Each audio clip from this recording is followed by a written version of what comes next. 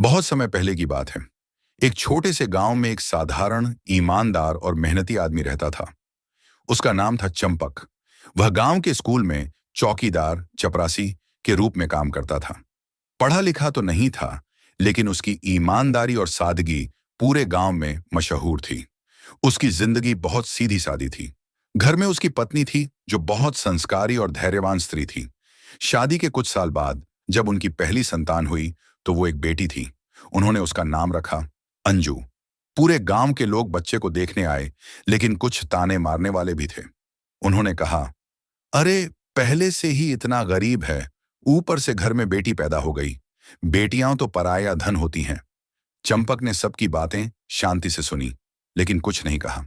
वह जानता था कि लोग जो कहते हैं, उससे जिंदगी का रास्ता नहीं बदलता।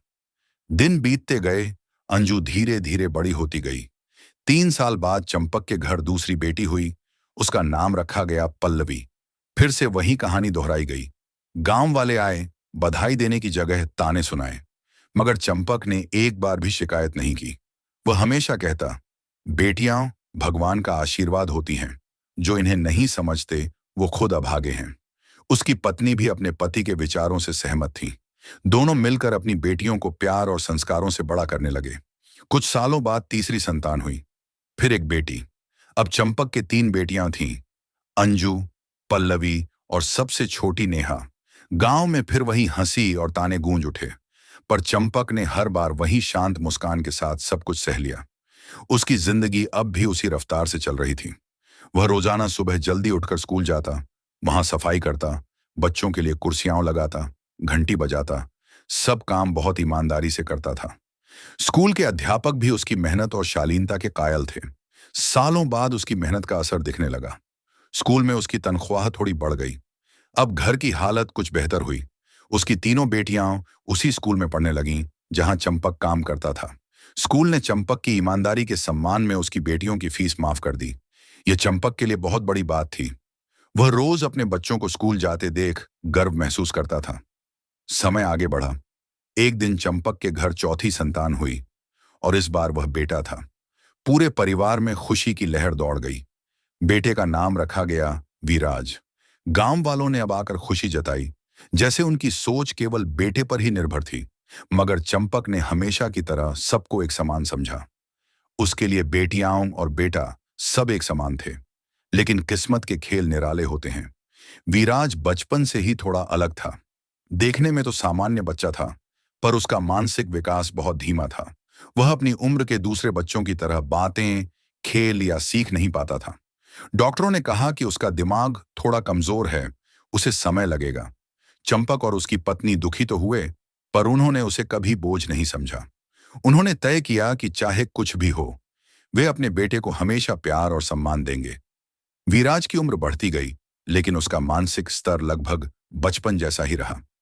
5 साल की उम्र में भी वह बोलने या ठीक से समझने में कमजोर था। 10 साल का हुआ तो उसका स्कूल में दाखिला कराया गया। उसी स्कूल में जहां उसकी तीनों बहनें पढ़ती थीं।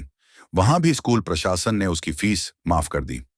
चंपक को गर्व था कि उसका पूरा परिवार उसी संस्थान से जुड़ा है, जहां उसने अपनी जिंदगी समर्पित की थी। एक दिन अचानक स्कूल के प्रिंसिपल साहब, जो चंपक की ईमानदारी के कायल थे, उसके घर आए। उन्होंने बताया कि उन्हें अमेरिका स्थायी रूप से जाना पड़ रहा है। उनके पास भारत में कुछ जमीन जायदाद थी, जिसकी देखरेख का कोई नहीं था। उन्होंने कहा, चंपक, मैंने तुम्हें सालों से देखा है। तुम सच्चे और ईमानदार आदमी हो। मैं ये संपत्ति तुम्हारे नाम कर रहा हूं ताकि इसका सही इस्तेमाल हो सके। चंपक को यकीन नहीं हुआ। एक स्कूल का चपरासी एक झटके में करोड़पति बन गया था। धीरे धीरे उसकी जिंदगी बदल गई। अब वह गांव के सबसे अमीर लोगों में गिना जाने लगा। लेकिन उसकी सादगी वही रही। उसने अपने कपड़े, अपनी भाषा, अपनी आदतें नहीं बदली। अब उसकी तीनों बेटियां बड़ी हो चुकी थीं और उनकी शादियां अच्छे घरों में हो गईं। लेकिन उसका बेटा वही रहा, मानसिक रूप से कमजोर, भोला और अपने ही संसार में खोया हुआ। अब चंपक बूढ़ा हो चुका था। उसकी पत्नी भी वृद्ध हो गई थी। उम्र के इस पड़ाव पर वह अपने बेटे की देखभाल को लेकर चिंतित था। इसी बीच उसके भाई का बेटा राजन, जो बहुत चालाक और लालची था, उसकी संपत्ति पर नजर गड़ाए बैठा था।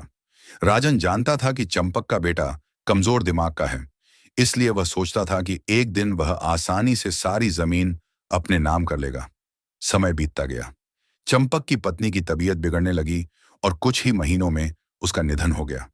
यह घटना चंपक को अंदर से तोड़ गई। अब उसके जीवन में एक खालीपन आ गया। बेटियां अपनी अपनी ससुरालों में थीं और बेटा अपने ही संसार में खोया रहता था। राजन और उसकी बहन यानी चंपक की भतीजी अक्सर घर आने लगे। धीरे धीरे उन्होंने चंपक के बेटे विराज से दोस्ती बढ़ाई और फिर चालाकी से उसकी शादी अपनी ही बहन से करा दी। शादी के बाद चंपक के घर का माहौल पूरी तरह बदल गया।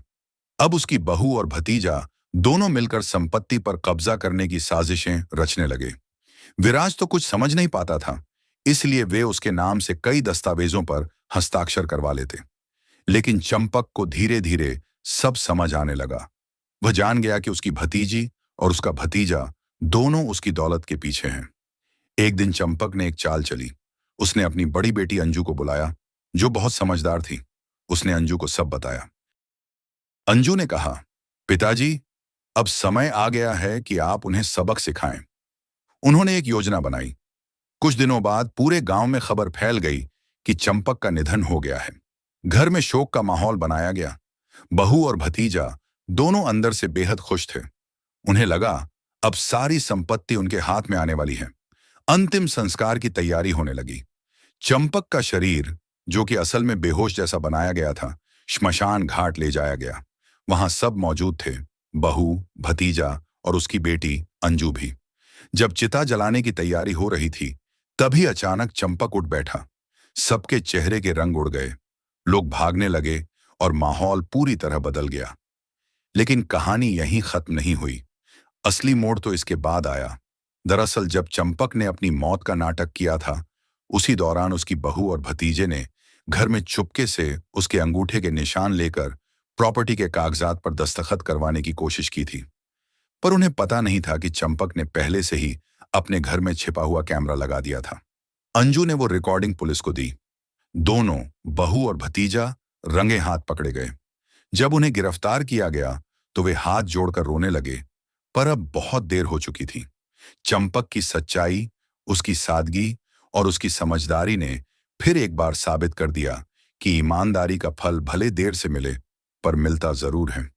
उस दिन गांव के सारे लोग, जिन्होंने कभी उसे ताने मारे थे, अब उसके घर के बाहर इकट्ठे होकर उसकी तारीफ कर रहे थे। किसी ने कहा, चंपक तो बड़ा समझदार निकला। किसी ने कहा, ईमानदारी का इनाम भगवान देता ही है। चंपक ने सब सुना, लेकिन मुस्कुराया नहीं। उसने सिर्फ आसमान की ओर देखा और कहा, शुक्र है, हे ऊपर वाले, तूने मुझे कभी अपने रास्ते से भटकने नहीं दिया। अब उसके पास सब कुछ था, दौलत, सम्मान और सबसे बढ़कर एक सच्चा जीवन। उसकी तीनों बेटियां अक्सर उससे मिलने आती थीं और विराज अपने छोटे से संसार में खुश था। चंपक ने अपनी बाकी की जिंदगी लोगों की मदद में बिताई। उसने स्कूल में गरीब बच्चों के लिए एक ट्रस्ट खोला ताकि कोई और चंपक गरीबी में अपनी ईमानदारी साबित करते हुए संघर्ष न करे। इस तरह चंपक की कहानी हमें सिखाती है कि सच्चाई और ईमानदारी कभी व्यर्थ नहीं जाती, और जो इंसान अपने कर्मों में सच्चा होता है, किस्मत भी एक दिन उसके कदम चूमती है।